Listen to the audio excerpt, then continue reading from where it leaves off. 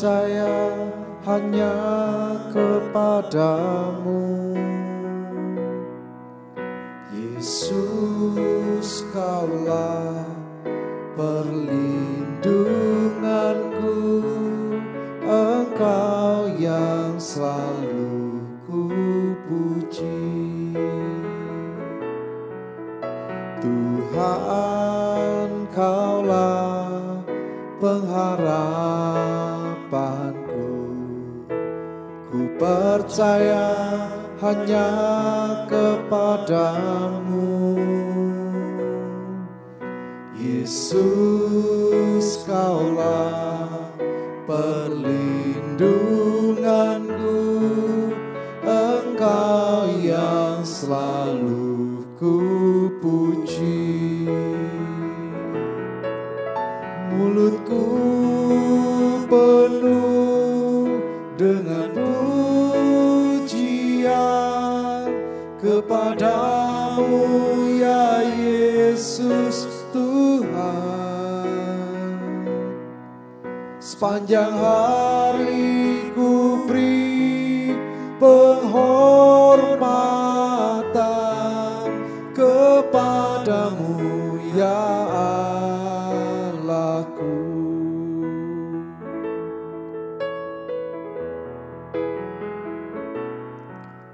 Tuhan, Kaulah pengharapanku, ku percaya hanya kepadamu.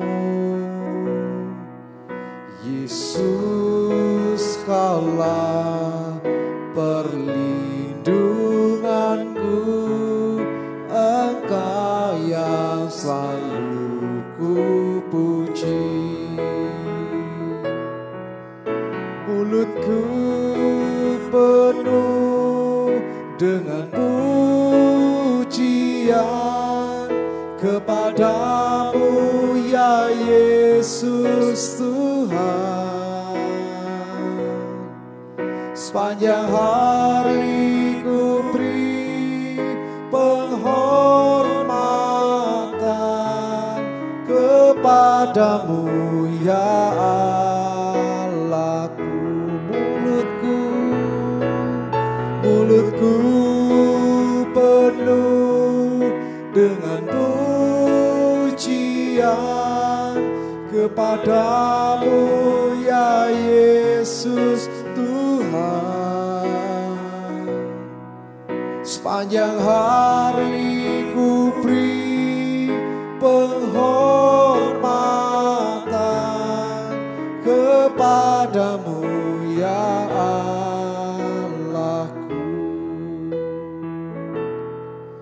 Sepanjang hari ku beri penghormatan kepadamu ya Allahku.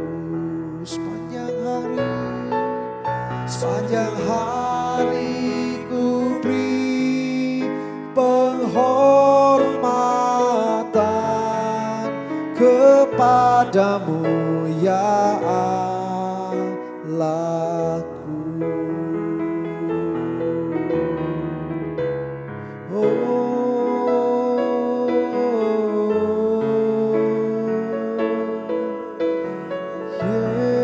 Yesus,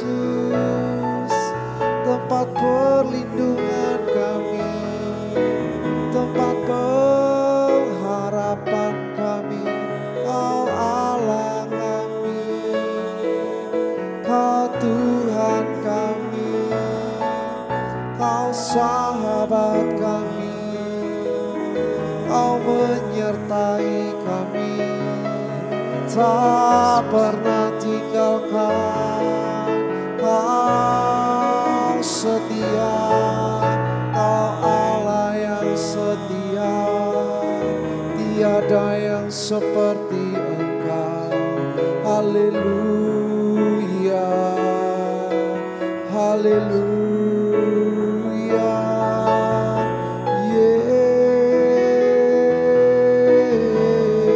Yesus,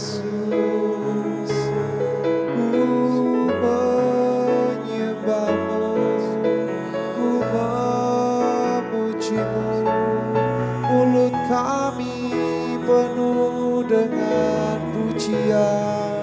kepadamu ya Allahku.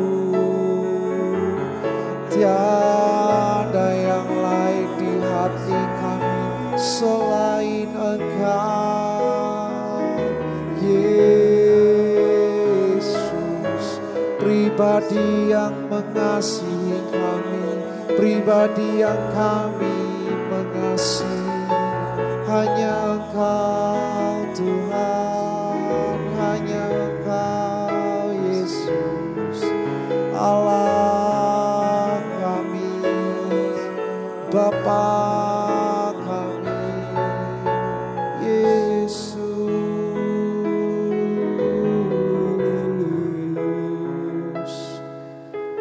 Saat ini Tuhan, hanya Engkau yang ada di hati kami. Dan mulai saat ini sampai seterusnya, tidak hanya sepanjang hari ini, akan sampai Engkau datang yang kedua kalinya, sampai akhir hidup kami, Engkau tetaplah Allah dalam hidup kami. Yesus.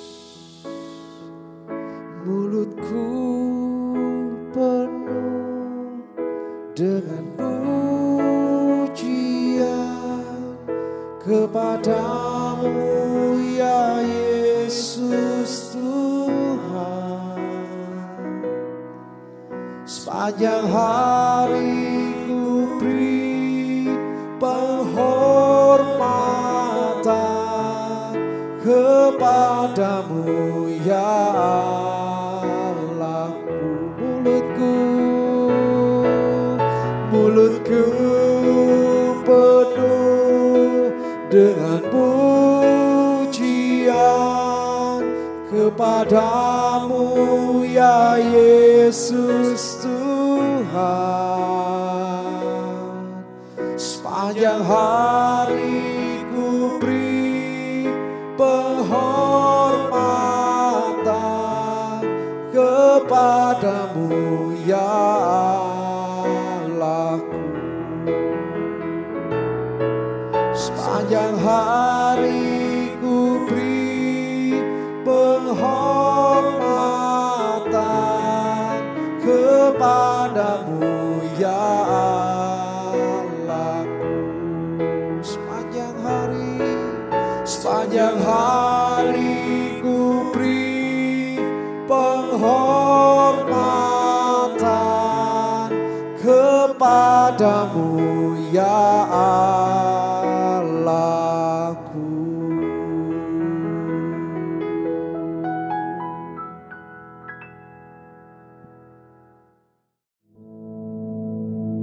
Our Father, which art in heaven, hallowed be thy name.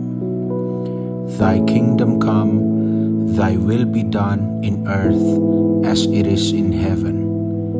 Give us this day our daily bread, and forgive us our debts, as we forgive our debtors. And lead us not into temptation, but deliver us from evil. For thine is the kingdom, and the power, and the glory, forever. Amen.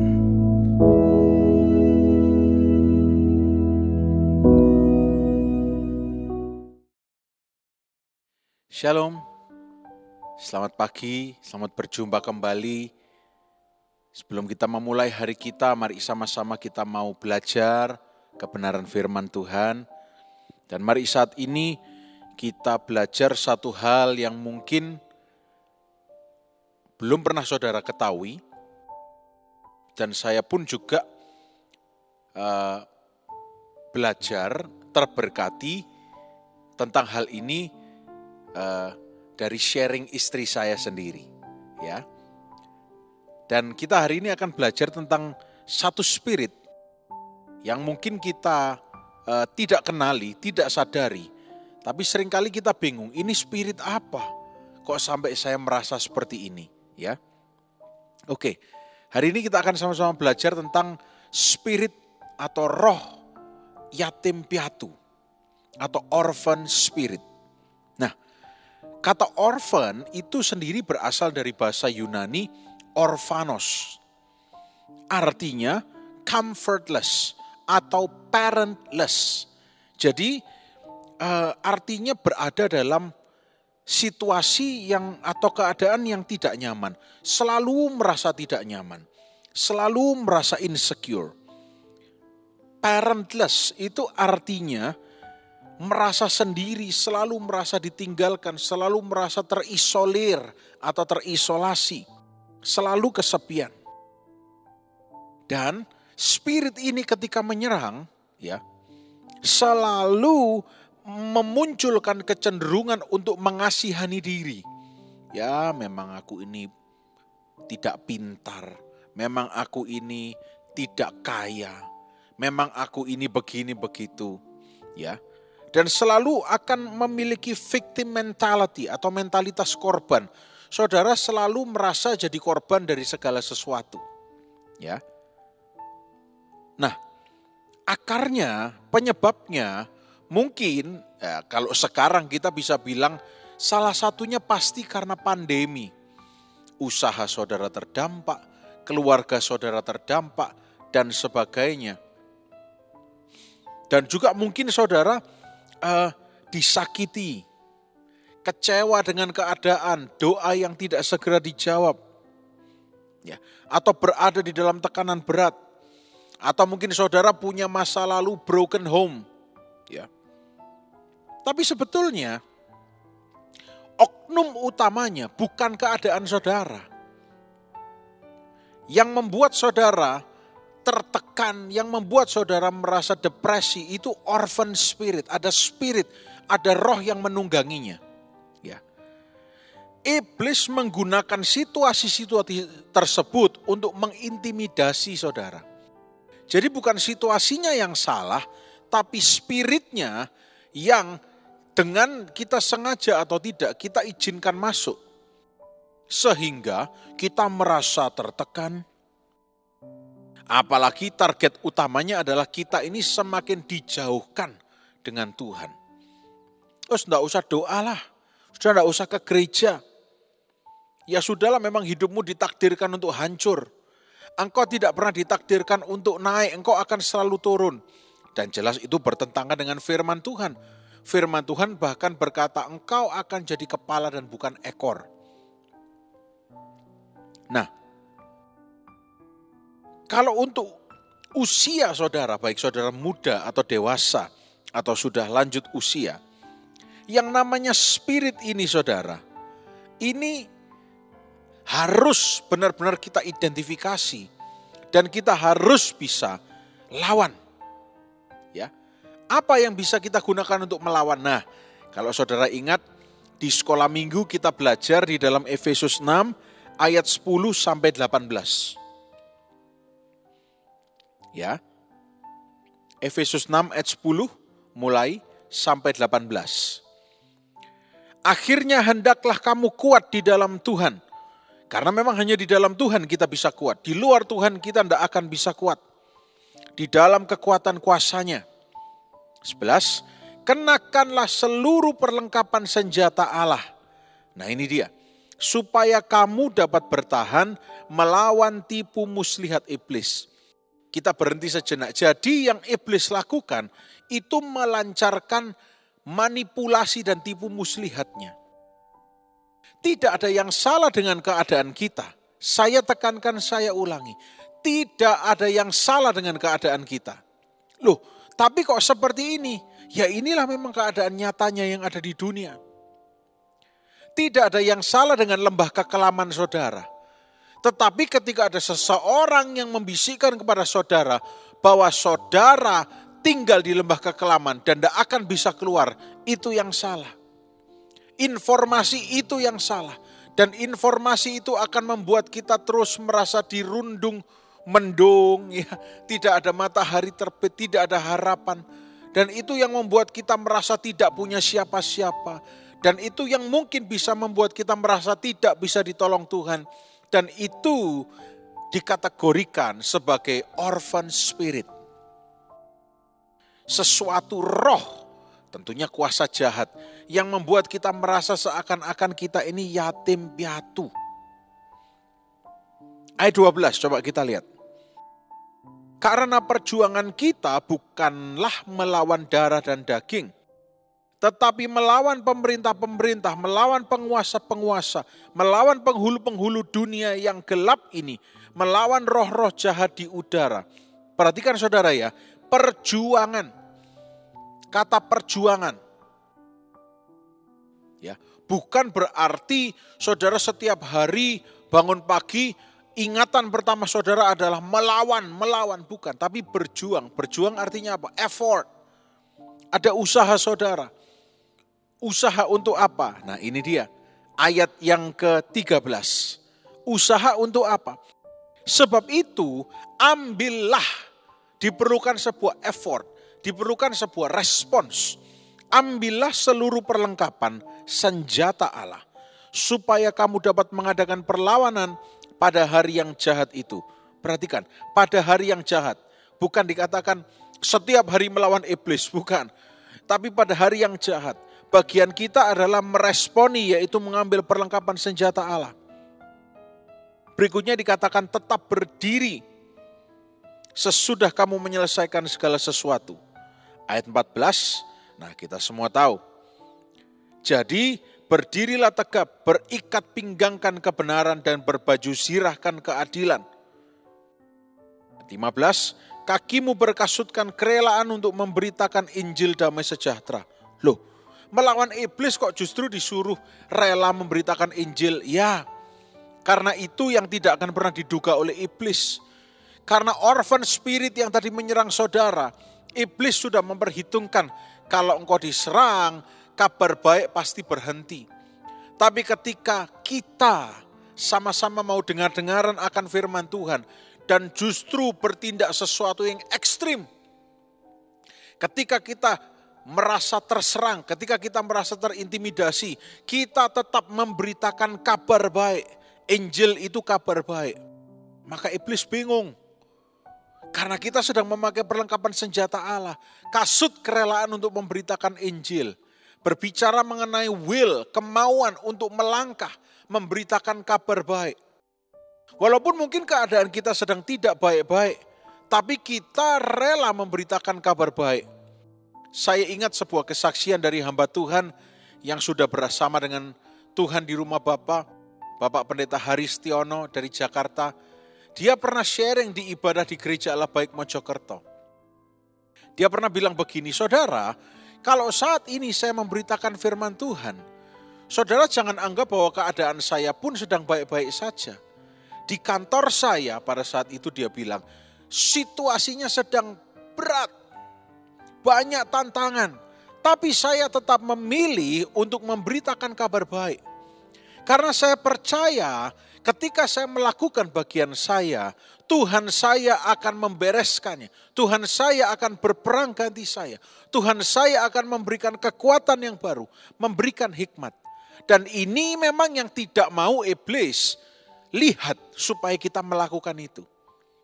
Tapi ketika kita melakukan itu, kita sedang berjalan melawan arus yang diciptakan oleh iblis. Kemenangan Tuhan sediakan. Karena kalau sudah bilang perlengkapan senjata Allah, itu sudah the ultimate, itu sudah pasti menang. Hanya kita mau mengenakannya atau tidak. Ayat yang berikutnya, 16. Dalam segala keadaan pergunakanlah perisai iman. Saudara, perisai iman kita gunakan. Apa artinya? Apa fungsi perisai? Perlindungan, menahan serangan. Kadang-kadang kita tidak bisa menahan serangan iblis. Tidak kuat. Karena kita manusia, kita daging. Iblis itu roh. Walaupun dia tidak maha kuasa, tapi dia punya kuasa. Kadang-kadang kita perlu tameng. Dan Tuhan memberikan kita tameng. Iman. Percaya. Ketika iblis mengatakan iblis mengatakan kamu begini. Tameng. Aku beriman pada Tuhan. Aku tidak dengar kalimatmu iblis. Tapi aku beriman kepada Tuhan. Ini yang Tuhan mau ketika kita mengenakan selengkap senjata Allah. Dan kita tahu bahwa perisai itu untuk bertahan. Tapi perisai itu juga bisa digunakan untuk menyerang.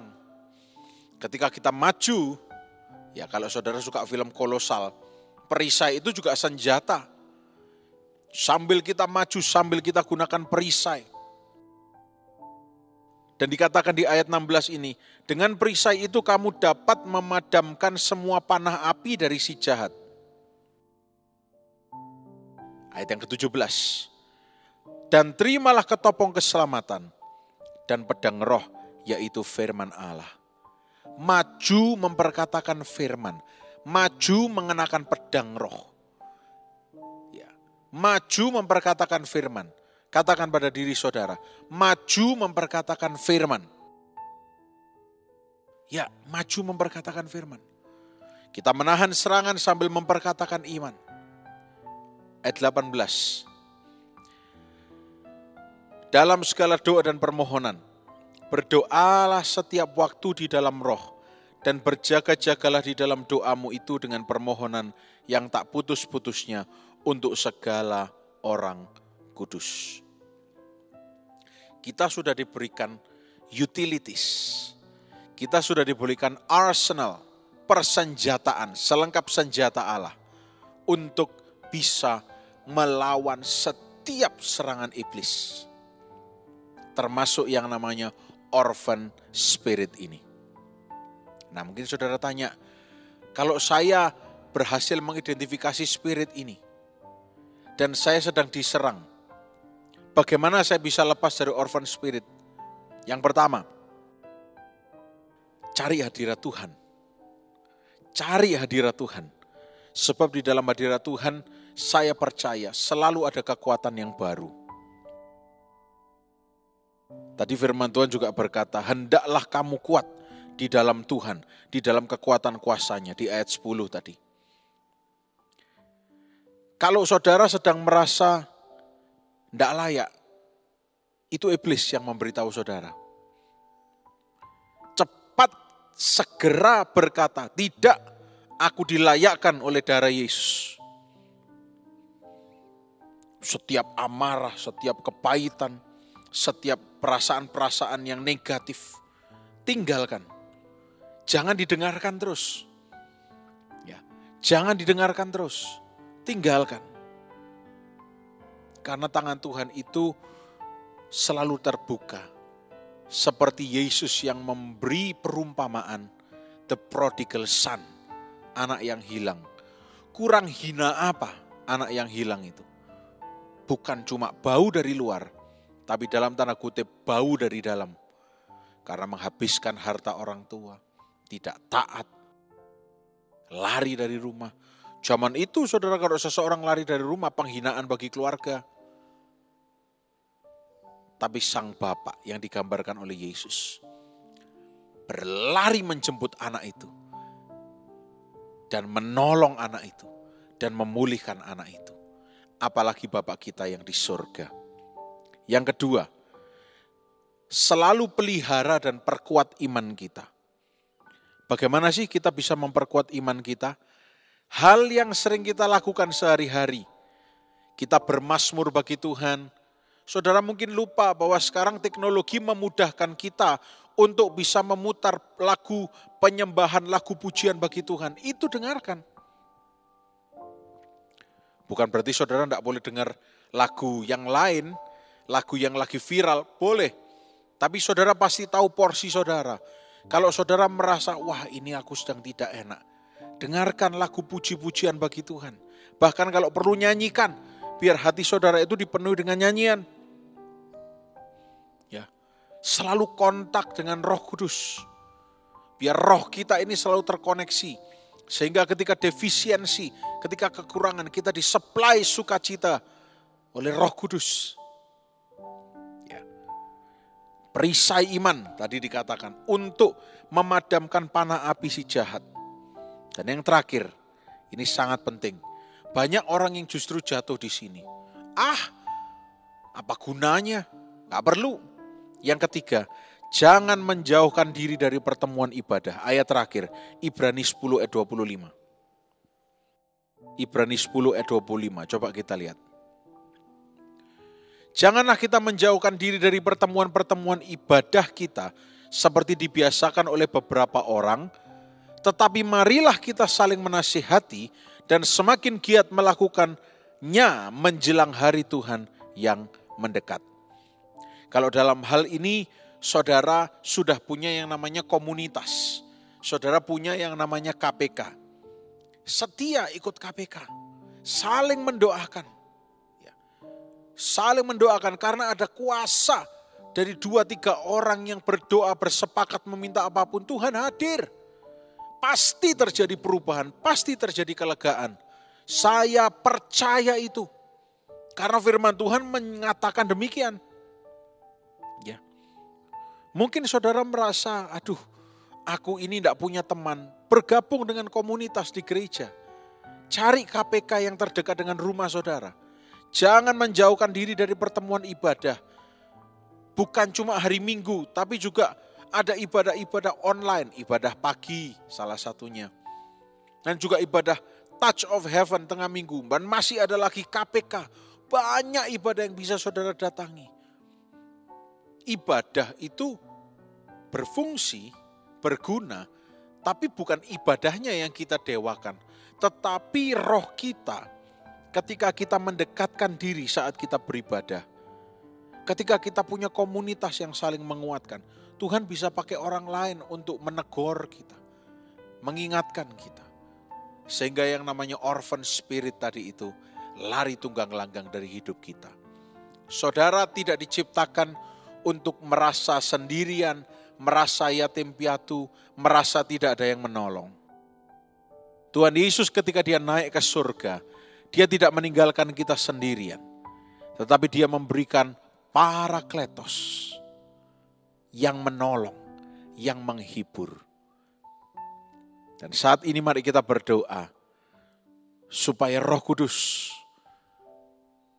menguatkan kita semua dan mengingatkan kita bahwa kita tidak sendirian. Saudara mungkin boleh tinggal sendirian di kota yang saudara tidak kenal, tapi Tuhan Yesus juga ada bersama dengan saudara. Tuhan Yesus mendengar doa saudara dan Tuhan Yesus selalu siap sedia untuk mendengarkan keluh kesah dan menolong dan mengangkat saudara. Puji nama Tuhan, mari kita berdoa. Tuhan Yesus, terima kasih.